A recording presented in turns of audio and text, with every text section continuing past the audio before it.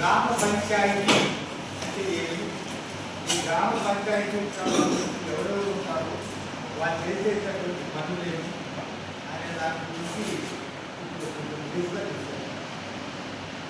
గ్రామ పంచాయతీ అంటే ఒక గ్రామంలో కొన్ని పల్లెలు ఉంటాయి. వీటన్నిటికీ కలిపి ముందు నిర్దిష్టంగా ఒక పరిమితి. దీనికి సంబంధించి ఈ గ్రామానికి సంబంధించినటువంటి సౌకర్యాలను మెరుగుపరచడానికి ఒక ఆఫీస్ అనేది ఉంటుంది.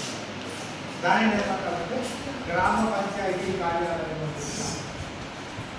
ఈ గ్రామ పంచాయతీ కార్యాలయంలో పంచాయతీ సెక్రటరీకి సంబంధించి క్లర్క్, తర్వాత ఇంకా ఇప్పుడు ఉన్నటువంటి అదేవిధంగా పశువు సంరక్షణ కోసం అని చెప్పి ఒక వెటర్నరీ అసిస్టెంట్ ఉంటారు. తర్వాత ఇంజనీరింగ్ అసిస్టెంట్ అనే ఒకరు, తర్వాత ఈ హెల్త్కి సంబంధించి ఆరోగ్య సంరక్షణ కోసం అని చెప్పి ఒక కార్యకర్తలు ఉంటారు. వీళ్ళంతా కలిసి దాదాపు ఒక 8 మంది ఇప్పుడు ఉన్నటువంటి సచివాలయంలో పనిచేసేటటువంటి కార్యక్రమం. వీళ్ళ యొక్క ముఖ్యమైనటువంటి పని ఏమంటే వాళ్ళకు నిర్ణయించినటువంటి సచివాలయంలో ఉన్నటువంటి ప్రజల యొక్క సౌకర్యాలను, వాళ్ళ యొక్క జీవన ప్రమాణాలను మెరుగుపరచడం వీళ్ళ యొక్క ముఖ్య ఉద్దేశం. అంటే గవర్నమెంట్ తరఫున వచ్చేటటువంటి ఏ కార్యక్రమమైనా వీళ్ళ ద్వారా చేస్తుంది.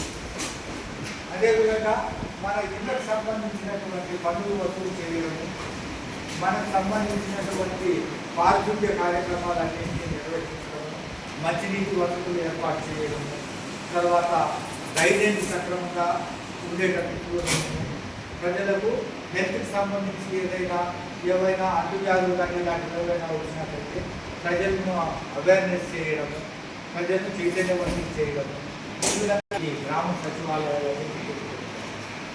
కాబట్టి మనము ఈ మన దేశంలో మనకు కావాల్సినటువంటి పనులన్నింటినీ కూడా ఇది ఒక రకమైనటువంటి గవర్నమెంట్ ఇష్యూస్, గవర్నమెంట్ కార్యాలయం.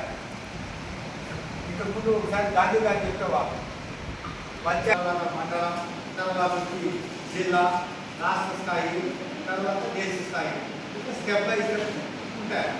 సో మనకు నియరెస్ట్గా ఉండేటటువంటి గవర్నమెంట్ ఆఫీస్ సంబంధించి బాగోగులు ఈ గ్రామ సచివాలయం. ఇది గ్రామ సచివాలయం. సో మీరందరూ కూడా మీకు దగ్గరలో ఉన్నటువంటి గ్రామ సచివాలయం ఏది, దాంట్లో ఎవరెవరు పనిచేస్తూ ఉన్నారు, వీళ్ళు ఏమేమి పనులు మనకు చేస్తున్నారు అనేటటువంటి తెలుసుకొని వాటి పైన అవగాహన తెచ్చుకుంటే రేపు వారికి మీకు కావాల్సినటువంటి ఏదైనా వసతి కావాలంటే, సపోజ్ మీకు ఒక రేషన్ కార్డు కావాలి, లేదా ఒక క్యాస్ట్ సర్టిఫికేట్ కావాలి, ఒక ఇన్కమ్ సర్టిఫికేట్ కావాలి, లేదా వ్యవసాయ భూమికి సంబంధించి ఏదైనా 1B కానీ అడంగల్ కానీ ఇలాంటి ఏది కావాలన్నా మీరు మొట్టమొదటి అప్రూవ్ కావాల్సినటువంటి కార్యాలయం ఏదైనా ఆ సచివాలయం